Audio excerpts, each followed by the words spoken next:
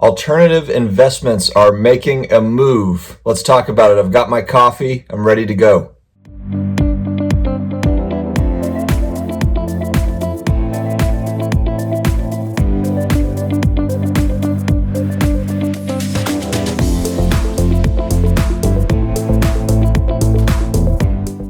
Hello, investor collector friends. Thank you very much for hanging out with me on a Saturday morning.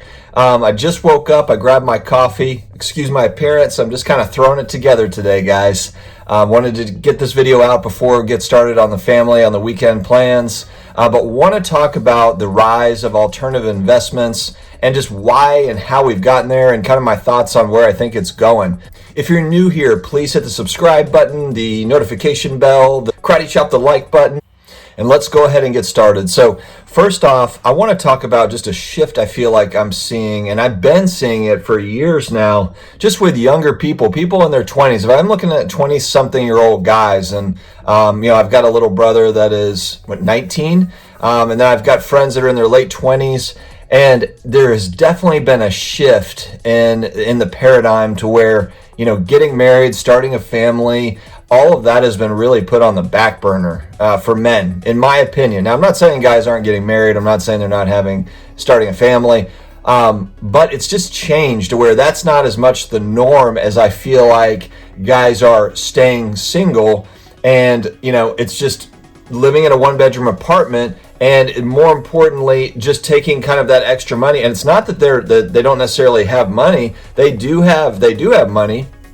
They're just going about it in a different way. They're more focused on, buying and selling sports cards, or buying and selling stocks, or, getting into real estate investments.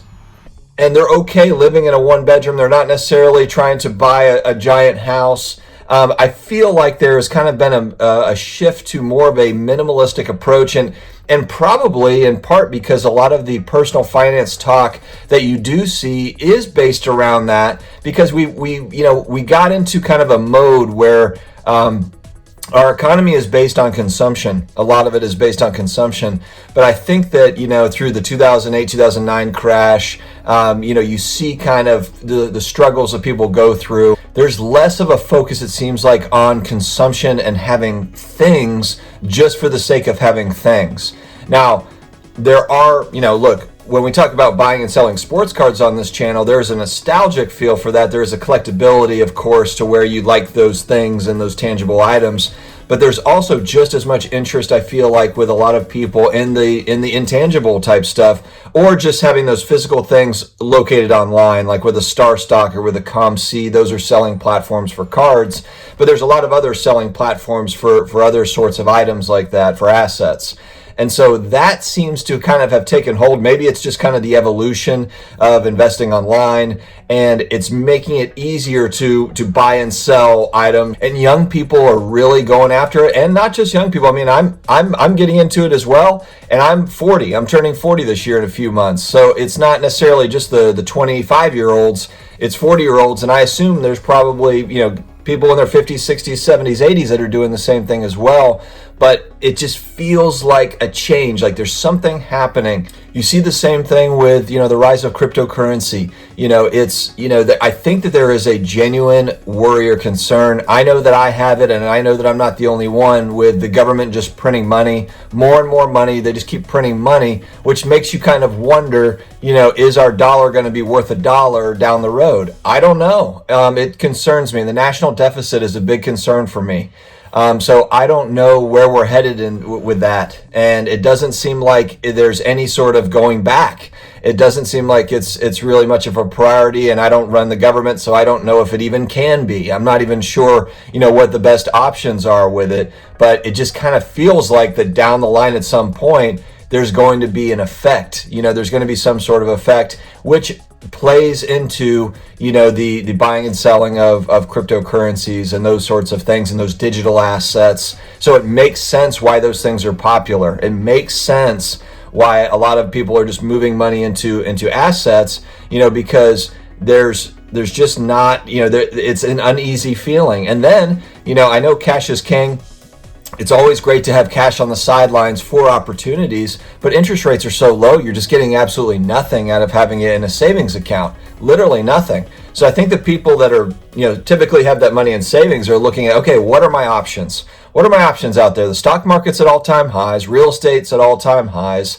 So a lot of the traditional investments are, you kind of feel a little uneasy getting in because you feel like you're buying high. At least I do. And so and then that's where alternative investments come into play. Where's their value? Where are their assets that I can put money into?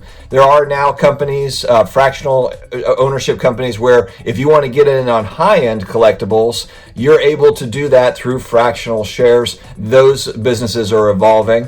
I haven't gotten into them yet, but I've investigated them. I'm looking into them, and it's just another option now. And you're seeing that across the board, with all sorts of different things. So I think that part is going to continue to grow. I don't really see it changing. I think there's a general distrust with the government as a whole, with the economy as a whole. We look at our economy, and it seems like everything is kind of churning along and going great. But then when you look at what's going on in the world and in our country, it doesn't feel like it's going great. So it's like, what's the reality here? What's the real business? It can't just be propped up forever. At some point, there are consequences to all of these things. Are there going to be higher taxes? Are there, what is it going to mean? So I think that what's happened is it's woken people up to other ideas. In full disclosure, I love having a traditional asset portfolio. I've got stocks, bonds, and real estate. So I don't think it's necessarily a great idea to move out of all of those positions. But I also don't think it's a bad idea to look outside and see what are some other options for investing. I think that there's more and more that keep on popping up. Now, we have to kind of see, time will tell which ones, are going to be the kind of the leaders in their space. There's all sorts of research that's going to have to be done. So certainly don't take my word as any sort of financial advice, because it's not. This is just meant to be informational. So go out and do your own research. But I think that this is a really good topic to kind of delve into, because it's something that I see happening in the world. I think our country, things are changing. Things are changing. There's a pushback against the establishment, it feels like. The establishment of all things. The old guard, the old way of doing things. It feels like there's a pushback on anything that represents that. And I'm just kind of curious to see where that goes.